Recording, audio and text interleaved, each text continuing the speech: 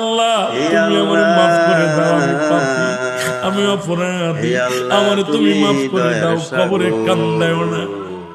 আল্লাহ মানুষের প্রথম বিপদ হলো মরণ, দ্বিতীয় বিপদ হলো কবর, তৃতীয় বিপদ হলো কিয়ামতের ময়দান।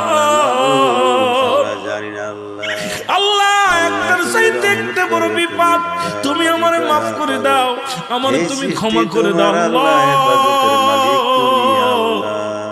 ও আল্লাহ তুমি আমারে মাফ করে দাও।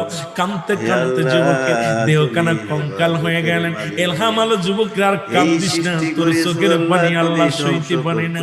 যিনি আসমান জমিনের মালিক, এই ভূখণ্ডের মালিক, যিনি চূর্ণ বিচ্ছিন্ন করে দিবে জমিনটা, আল্লাহ বলে আল্লাহ তুমি আমারে মাফ করে দাও, আমি পাপী, আমি অপরাধী, আমারে তুমি মাফ করে দাও, কবরে কান্দায়ও না।